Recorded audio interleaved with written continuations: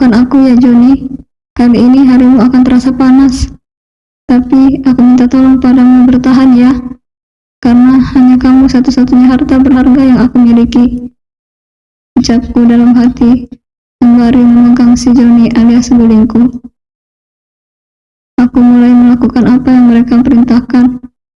Sebenarnya ada rasa malu saat melakukan hal seperti ini di depan mereka. Akan tetapi, rasa malu itu terkalahkan oleh rasa panas yang menjalar di gulingku itu. Memang mereka benar-benar tak memiliki perasaan sama sekali. Sebab saat aku meringis menahan rasa panas dan perih yang luar biasa, mereka malah tergelak tawa. Mungkin mereka pikir aksiku kali ini sebuah tontonan yang mereka anggap sebagai lelucon. Kasih yang banyak, biar gak masuk angin lagi. Seletuk salah satu dari mereka yang disambut dengan gelak tawa lainnya. Hahaha, benar katamu. Biasanya tiap hari celup sana celup sini, kayak teh yang membutuhkan kehangatan. Dan sekarang dia kedinginan. Iya, karena kedinginan jadinya masuk angin. Gelak tawa kembali memenuhi ruangan yang begitu sempit ini. Dasar, mereka semua sialan. Gara-gara mereka, guling saktiku jadi membengkak begini. Ya, dimana tidak membengkak, kalau aku harus memacuknya dengan 2 balsam panas, level 100 sekaligus. Berhasil sekarang, aku harus memakai sarung dan berjalan persis seperti orang habis sunat. Hei tukang mesum, sini kau. Aku yang sedang duduk meringkuk di sudut sel tahanan, langsung menolehkan kepala ke arah ketua yang ada di ruangan ini. Saya bang. Ya iyalah, siapa lagi di sini, tukang mesum selain kamu. Aku menghembuskan napas kasar, akan tetapi sepasang manik mataku langsung menangkap ketua tahanan itu sedang memegang sebuah gunting di tangan kanannya. Seketika perasaanku menjadi tak enak. Pasti akan ada sesuatu yang buruk terjadi padaku. Ada apa ya bang? Jangan banyak tanya, sini aja. Aku pun perlahan bangkit lalu melangkah dengan langkah kaki yang tak biasa. Biasa aja jalannya. Itu amat. Sakit bang. Ruangan ini kembali dipenuhi oleh suara derai tawa. Duduk. Ketua tahanan itu mengarahkan sebuah gunting ke arahku. Karena aku yang tak kunjung duduk seperti yang ia perintahkan, 2 orang berbadan kekar yang merupakan senior di sini pun langsung memegang pundakku, lalu menekan tubuhku hingga akhirnya tubuhku menghantam lantai, yang tentu saja membuatku menjerit karena senjataku terasa sakit.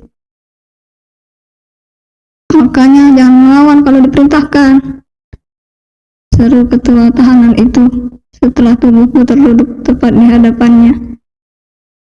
Tiba-tiba saja terasa ada seseorang memegang kepalaku, hingga sepersekian detik kemudian helaian rambut berjatuhan mengenai pundak dan juga tanganku yang menopang tubuh. Aku pun mendongakkan kepala. Terkejutlah diriku saat orang itu ternyata memotong rambutku. Bang, apa yang kamu lakukan? Kenapa rambutku digunting? Aku meraba-raba kepalaku. Lalu ia pun langsung mencekal tanganku, lalu menghempaskan tanganku dengan begitu kasar. Diam kau. Apa kau mau bendamu itu diolesi balsam lagi? Enggak bang. Makanya nurut. Aku pun diam 1000 bahasa, membiarkan ketua tahanan itu menggunting kembali setiap helai rambutku. Ya, lebih baik aku diam. Toh nanti setelah keluar dari sini, aku bisa mencukurnya kembali ke salon langganan, daripada aku harus menyiksa kembali si Joni dan berakhir masuk rumah sakit. Nah, udah cakep. Setelah mendengar kalimat itu, aku pun kembali mengangkat tanganku, meraba kepalaku. Seketika aku terkejut saat telapak tangan ini tak menemukan rambutku. Salah satu di antara mereka melemparkan kaca kecil ke arahku. Setelahnya, kuambillah kaca tersebut dan kuangkat sebatas wajahku. Seketika terbelalaklah kedua mataku saat aku melihat kepalaku sudah botak. Bahkan ada beberapa area yang masih memiliki rambut, tapi panjangnya tak lebih dari setengah senti. Kenapa? Mau protes? Enggak, Bang. Secepat kilat aku bangkit dari tempat dudukku, lalu mengheningkan tubuhku di tempat semula aku duduk. Aku hanya takut jika aku melakukan protes sedikit saja, maka mereka akan memotong dan menggunting mencukur rambut di bagian lainnya. Aku menyandarkan tubuhku di tembok. Berkali-kali aku menghela nafas dalam-dalam. Sudah beberapa hari ini Mama belum juga mengunjungiku. Entah bagaimana keadaannya saat ini. Apakah Mama sudah mendapatkan seorang pengacara untuk mengurus kebebasanku atau belum? Aku mengusap wajahku dengan kasar. Kenapa aku bisa memikirkan hal itu? Tentu ibu akan mendapatkan seorang pengacara. Toh ada Kevin yang menjadi pesuruh ibu. Pasti anak angkat ibu itu akan selalu membantu. Toh selama ini, sekalipun tak pernah menolak perintah ibu, termasuk soal menikah dengan Nora. Hari terus berganti hari, hingga akhirnya aku pun benar-benar merasa tak betah di sini. Bahkan aku yakin, jika berat badanku sudah berkurang banyak. Selama aku di sini, aku benar-benar tersiksa. Tiap hari hanya diberikan makanan yang kubilang bahkan tak layak dimakan. Setiap hari hanya diberikan nasi beserta sayur seadanya, seperti sayur tumis kangkung, sayur sop. Kalau lagi beruntung, mereka akan memberikan kerupuk sebagai lauknya. Selain itu, para senior-senior di sini terus saja menghargaiku. Bahkan tidak tanggung-tanggung, mereka menyuruhku memijit tubuhnya yang besar dan begitu kekar. Bukan hanya 1 atau 2 orang, melainkan 8 orang. Dan itu mereka pinta sewaktu-waktu seenak jidatnya. Bahkan sampai tangan ini berasa mau lepas pun tak peduli. Jika aku menunjukkan ekspresi sebuah penolakan, tidak tanggung-tanggung, ia akan berdiri lalu menendang-nendang tubuhku ini. Memang benar-benar keterlaluan sekali. Saat aku merutuki nasibku, tiba-tiba seorang penjaga lepas datang dan membuka gembok pintu lalu berkata, "Saudara David, ada yang mengunjungi." Seketika kedua sudut bibirku tertarik ke atas. Aku yakin itu adalah ibu dan pengacara yang ia sewa. Ah, lega sekali rasanya. Sebentar lagi aku akan bebas dari sini. Aku bangkit dari tempat dudukku, melirik sejenak ke arah segerombolan para senior itu. Cepat aku melempar pandang ke arah lain saat salah satu di antara mereka mengepalkan tangannya ke arahku. Aku melangkah mengikuti penjaga lapas itu. "Ibu?" sapaku saat melihat ibu sedang duduk sembari menundukkan wajahnya. Mendengar panggilan dariku, sontak membuat ibu mengangkat kepalanya. Hingga saat ini pandanganku dan juga ibu saling menatap. Aku terkejut bukan kepala saat melihat seraut wajah tua itu. Kali ini ibu terlihat sedang tidak baik-baik saja. Sepasang netra itu terlihat sembab, persis seperti orang yang habis menangis. Bahkan baru kali ini aku melihat ibu yang terlihat begitu menyedihkan setelah aku menikah dengan Raya. Sebenarnya apa yang terjadi pada ibu? Ibu menatapku dengan sorot mata yang entah. Bahkan kali ini kening itu berkerut tajam dengan alis yang saling bertautan.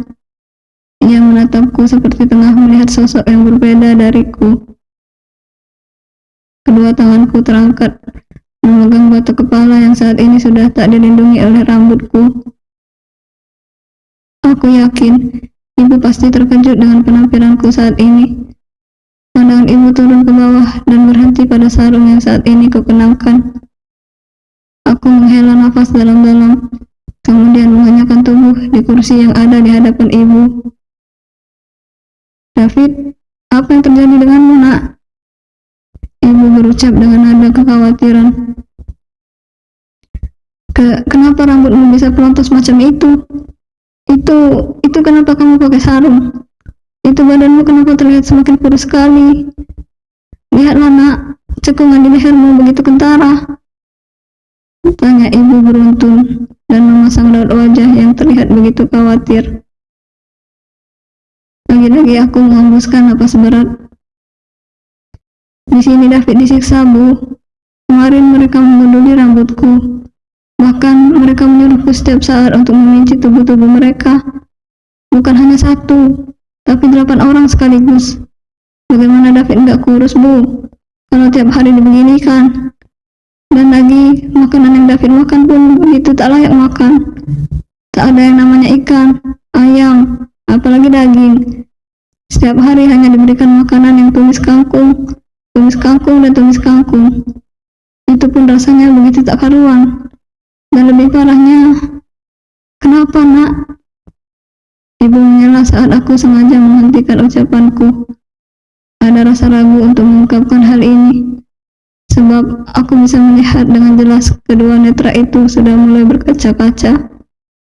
Cairan bening menggenang di kedua mata itu. Marahnya, mereka menyuruh David memberikan balsam pada senjata David, Bu. Aduku lagi, yang membuat ibu terkejut. Terbukti kedua bola mata itu melotot dengan sempurna. Siapa yang menyuruhmu melakukan hal gila itu? Siapa yang menyuruhmu memijit dan mengerjaimu seperti itu? Apa para polisi dan sipir? Ibu berucap dengan nada yang mulai meninggi. Tentu ibu tak terima jika anak kesayangannya diperlakukan dengan cara yang seperti itu. Bukan, Bu. Para tahanan yang terlebih dahulu yang tinggal di sini. Ucap yang membuat ibu menghembuskan napas berat. Bu, apa ibu sudah mendapatkan pengacara untuk membebaskan David? Bagaimana kata pengacara, Bu? Segera beritahu pengacara itu, Bu, agar David lekas bebas dari sini. David sudah benar-benar tak betah di sini, Bu. Lihatlah, baru beberapa hari hidup di sini. David semenyedihkan ini. Entah kalau David di sini genap 1 bulan. Ucapku.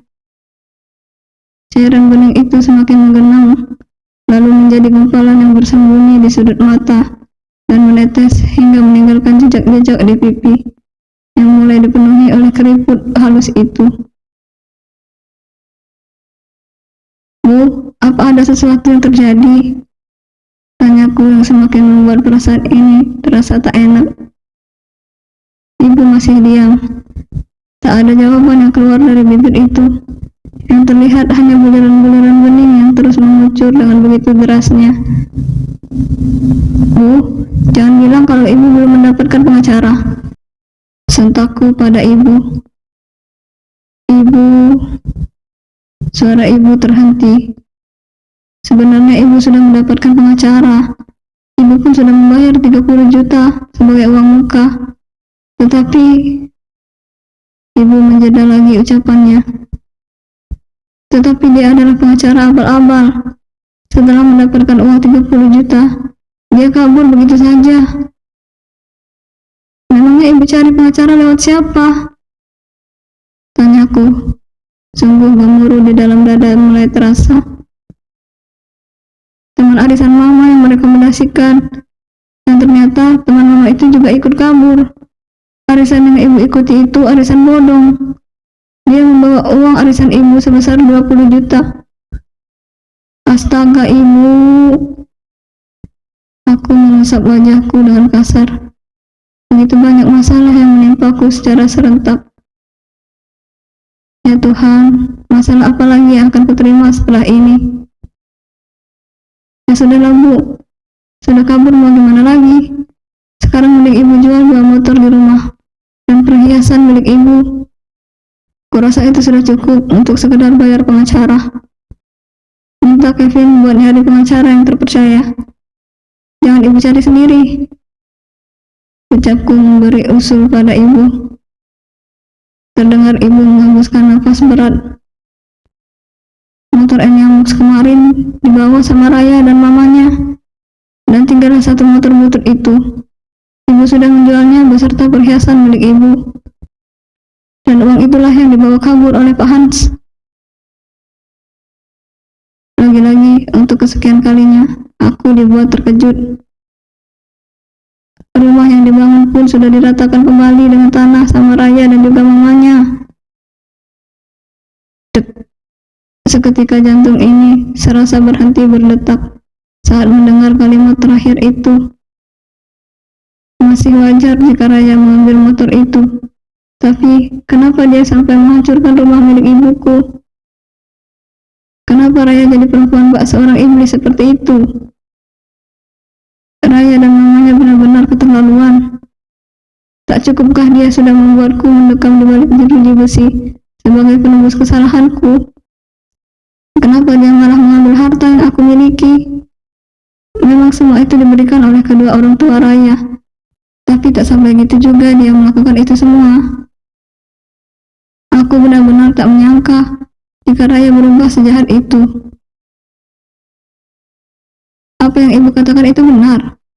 Selain mengambil motor itu, Raya juga menghancurkan rumah milik ibu.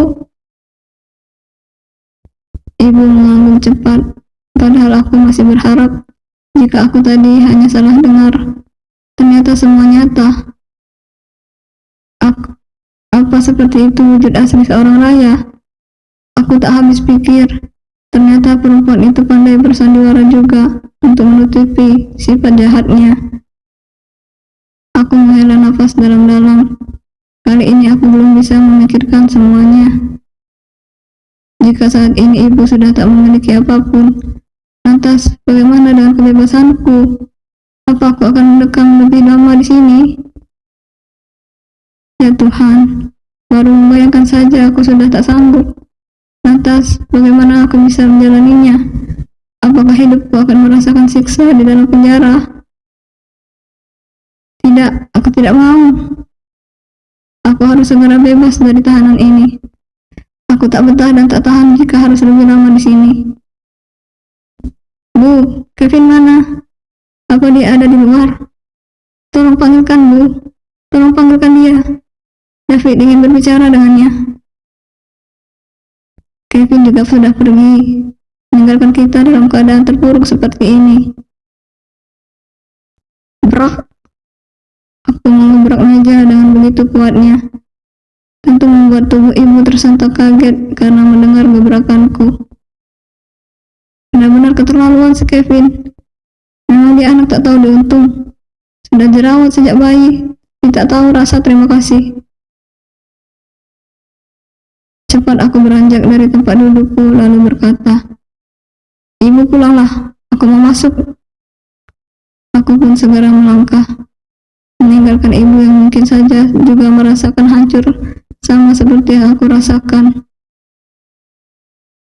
Aku kembali duduk di sudut ruangan sempit ini. Begitu banyak masalah yang saat ini mengusik pikiranku. Akan tetapi, ada dua hal yang paling berpengaruh. Perubahan Raya yang sebelumnya seperti seorang kucing, sekarang menjadi seorang singa yang siap menyerang mangsanya. Dan juga perubahan Kevin, yang kenapa tiba-tiba bisa berubah seperti itu. Lihatlah, setelah keluar dari sini, akan kubuat perhitungan denganmu Kevin. Berani sekali kau tinggalkan aku dan ibu yang saat ini dalam keadaan terpuruk. Bersambung.